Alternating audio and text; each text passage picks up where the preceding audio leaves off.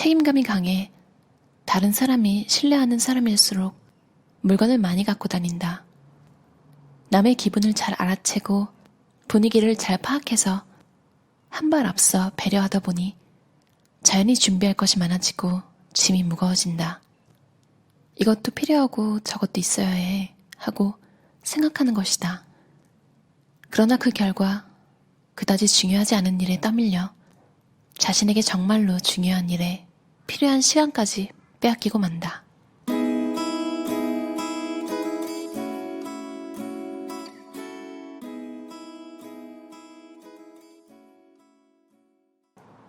가방이 당신의 인생이라면 어떨까? 작은 가방이 곧 요한한 당신의 인생이라면 여기에 들어가는 것은 극히 적다. 그러므로 무엇을 넣을지 신중하게 골라야 한다. 가방 크기를 줄이려면 우선 무엇을 가지고 다닐지 정해야 한다. 그러기 위해서는 하루 동안 무슨 일을 할지 따져봐야 한다. 그러다 보면 인생의 요한한 시간 동안 무슨 일을 하고 싶은지도 다시 생각하게 된다. 우선순위를 매겨가며 가방에 넣을 물건을 고르는 일은 자연스럽게 자신의 가치관을 보여준다. 홀가분한 삶, 단순한 삶은 앞으로의 시대의 필수적인 생활 방식이다. 이걸로 충분해 하고 생각되는 것만 선별해 최소한의 물건으로 생활하면 마음까지 자유로워지고 남을 도울 여유도 생긴다. 당신도 홀가분하고 적극적으로 살아가기 위해 또 내게 지금 필요한 것, 내가 정말로 하고 싶은 것을 가려내기 위해 가방을 작은 것으로 바꿔보기를 권한다. 저는 랩탑 노트북 가방 하나만 쓰는데요. 옛날부터 가방을 들고 다니는 걸 별로 좋아하지 않았어요. 그래서 주머니가 있는 옷을 선호하고 특히 한국에서 회사 다닐 때 저만 그런 줄 알았더니 제 상사분이 회식하는 날 가방을 안 들고 오시더라고요. 알고 보니까 그렇게 회식 자리를 가면 가방을 이렇게 챙겨가는 모습이 보이지 않으면 사람들이 집에 가는지 모른대요. 이거 정말 우픈 얘기죠. 웃기고도 슬픈 한국의 회식 문화를 단편적으로 보여주는 모습인 것 같아요. 그다지 즐겁지만은 않죠. 저는 별 생각 없이 그냥 맛있는 거 먹어서 좋았던 것 같아요. 근데 밥 한 끼만 같이 먹어도 성격이 좀 보이잖아요. 준비하는 거나 그런 모습에서 물론 뭐 하나하나 평가하는 건 아니지만 이렇게 챙김을 받는 쪽이 아니라 챙겨야 되는 입장이 되다 보면 인성이 이제 또 눈에 들어오거든요. 직급이 있으면서 그런 걸 도맡아 하시는 분들을 보면 뭐 더 말할 것도 없이 진짜 좋으신 분들이었던 것 같아요. 가난한 사람이란 욕망이 끝이 없어 아무리 가져도 만족하지 못하는 사람이다. 아무리 사들여도 행복한 기분은 잠시뿐, 돈을 물쓰듯 써도 만족감이 오래가지 않는다. 그래서 잠깐의 만족을 위해 또다시 지갑을 연다. 이것이 쓰고 버리는 악순환이다. 물건을 계속 사서 함부로 쓰다 버렸던 나. 언제나 무언가 부족하다고 느끼는 게 당연했다. 나는 물건에 마음을 두고 아껴 쓰려는 생각이 없었다. 요즘은 물건뿐 아니라 인간관계나 일과의 관계도 너무 빨리 초기화하거나 종료하는 사람이 많은 듯하다.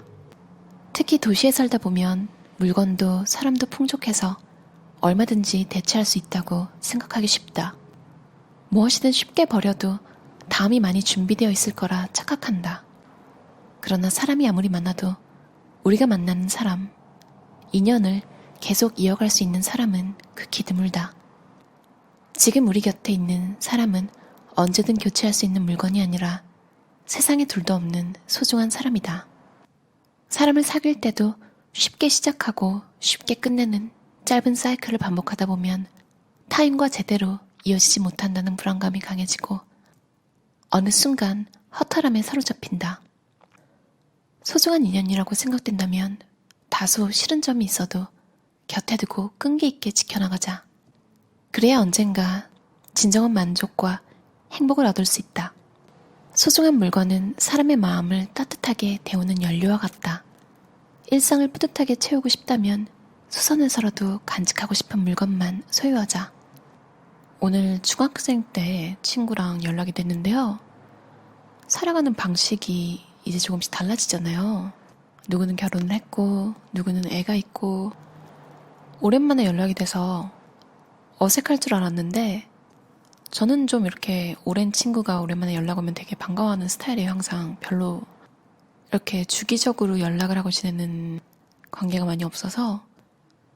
그래서 이제 저한테 연락 오는 사람이 준비됐을 때 연락이 오면 되게 재밌더라고요. 왜냐면 제가 일방적으로 대화를 끌어나게 하지 않아도 돼서 재밌더라고요.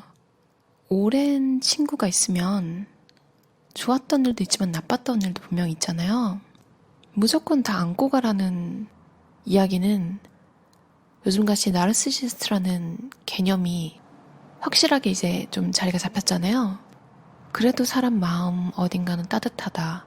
뭐 이런 게 안 통하는 사람도 있으니까요. 그런 정도 외에는 싸워도 화해할 수 있는 그 안정감. 이 친구랑은 내가 말다툼을 조금 해도 분명히 그러니까 서로 막 죽일 듯이 상처를 주고 싸우면 안 되겠죠. 약간의 말다툼 그 정도는 서로 좀 이렇게 봐주는 것도 좀 필요하지 않나 싶어요.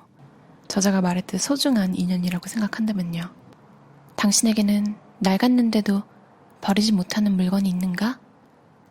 비싼 값을 들여서라도 고쳐가며 간직하고 싶은 물건 말이다.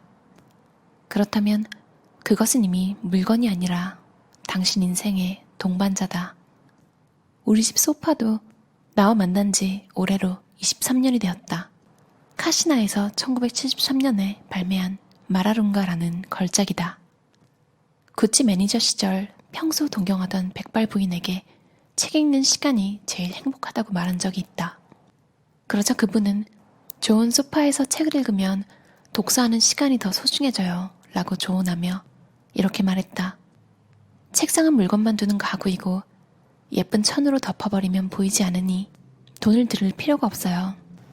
하지만 의자는 오랫동안 내 몸을 맡기는 가구잖아요. 그러니 좋은 것을 사세요. 그 미소에 매료되어 사야겠다고 마음은 먹었지만 사실은 가격 때문에 망설였다.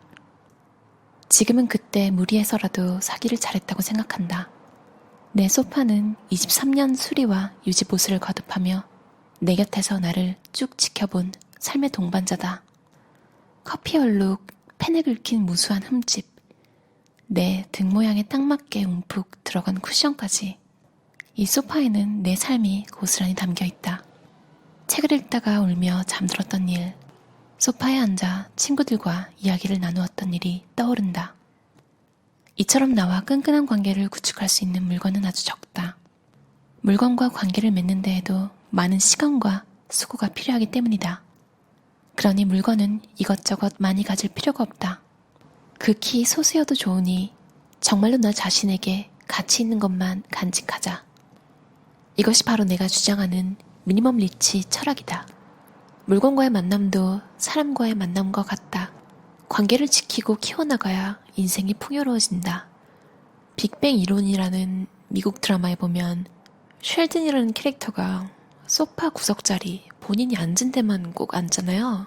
그 소파 쿠션 밑바닥을 바꿔놓으면 바로 알아차리죠. 이리저리 앉아보다가. 자기가 앉았던 모양이 아니니까. 소파에 대해서는 잘 모르는데 사무용 의자는 허먼밀러라는 브랜드가 유명하다는 건 알고 있거든요. 근데 저는 아직 그걸 사진 않았어요. 왜냐면 데스크는 스탠딩 데스크를 좋아하고 저는 한 자세로 오래 못 있는 편이거든요. 그래서 서서 일하다가 지치면 누워서 일을 합니다. 사무실에는 의자가 있어요. 그리고 혹시 이케아에서 스탠딩 데스크 사실 분은 돈을 조금 더 들여서 자동으로 높이 조절되는 모델을 추천드려요.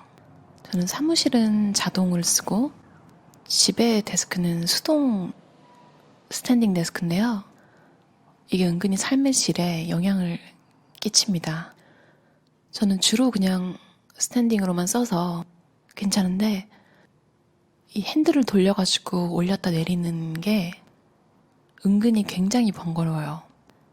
그래서 만약 스탠딩 데스크를 시도해보실 분은 자동을 추천드립니다. 특히 자세를 자주 바꾸시는 분들이라면요. 있어도 그만, 없어도 그만인 물건은 사지 않는다. 다른 소비를 줄여서라도 갖고 싶은 물건을 소유해야만 산뜻하고 풍요롭게 살 수 있다. 쇼핑하러 갈 때 화장을 해야 하는 이유. 사기 전에 판단하는 안목을 기른다. 쇼핑만큼 기분 전환에 효과적인 일도 없다. 그래서인지 과거의 나처럼 스트레스를 해소하기 위해 물건을 사들이는 쾌감에서 벗어나지 못하는 사람이 많은 듯하다. 사실 쇼핑을 하는 데는 엄청난 결단력이 필요하다. 이미 가지고 있는 물건과 눈앞의 상품을 대조해가며 일상적으로 쓸 수 있을지, 가격과 품질은 적합한지, 자신에게 어울리는지 등 순간적으로 많은 판단을 해야 하기 때문이다. 따라서 주로 휴일에 쇼핑을 하게 되고, 그러다 보니 맨얼굴의 편한 차림으로 나서는 사람이 대부분이다. 하지만 맨얼굴로 정장을 입어보았자 어울리는지 안 어울리는지 모르겠다며 고개를 갸웃거리게 된다.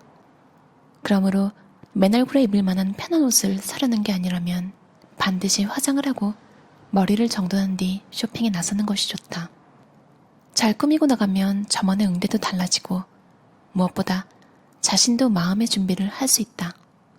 쇼핑은 머리와 다리를 혹사하는 전쟁이라 두뇌를 최대한 가동할 수 있는 정신 상태여야 바람직하다. 그러니 컨디션이 좋을 때 매무새를 가다듬고 쇼핑을 한다. 특히 세일 기간에는 머리를 100% 써야 큰 타격을 피할 수 있다. 세일 때 쇼핑에 실패한 사람이 꽤 많을 것이다. 나도 예전에는 싸다는 이유만으로 쓰지도 않은 물건을 샀다가 그 당시에만 만족하고 비싼 수업료만 지불했다. 내 친구 중 한 명은 세일 때 쇼핑을 하지 않는다.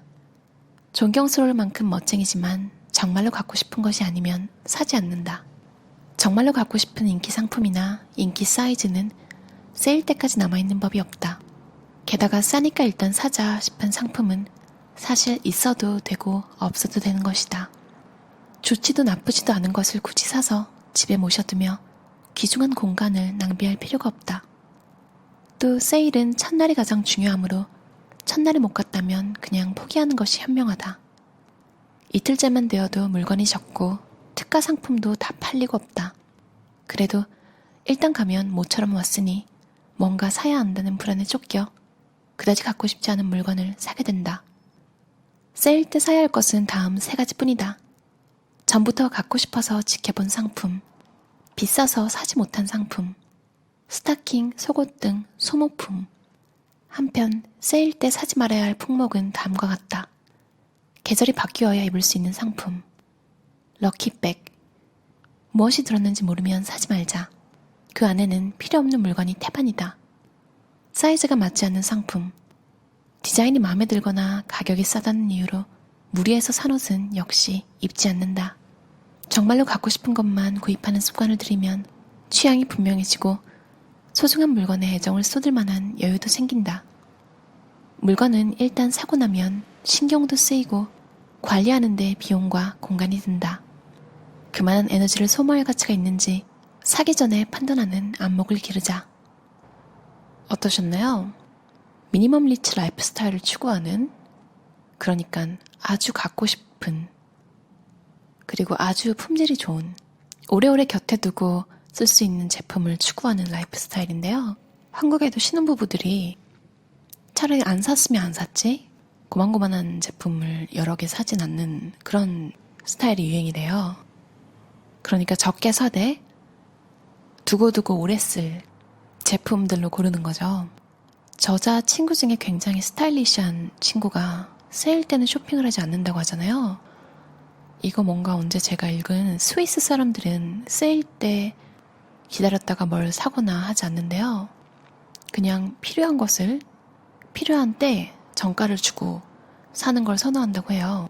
스위스 사람들이 대체로 잘 살아서 그런 것도 있겠지만 제 생각에도 어떻게 보면 저는 그게 정말로 돈을 아끼는 길이라고 생각해요. 특히나 옷은 세일할 때 사러 가면 위험한 게 평소에 잘 입지도 않는 스타일인데 그냥 그날 날씨나 그날의 기분에 따라 특히 막 70% 세일을 하고 있으면 뭐 안 사면 손해보는 기분이 드는 것 같은 거죠. 내 인생에 언제 이런 스타일을 시도해보겠어? 이 가격에. 근데 대부분 아시겠지만 그런 스타일을 시도하지 않았던 건 이유가 있었던 거죠. 어울리지 않습니다. 옷을 예전에 많이 이렇게 사보신 분들은 본인이 어떤 게 잘 어울리는지 1분도 안 걸려요. 판단하는데. 어디 디테일이 어떻게 되어 있어야 나한테 이게 옷이 착 감기는 느낌이 드는지 바로 아시는데, 쇼핑을 좀 자주 안 해보신 분들은 두려움이 있으시더라고요.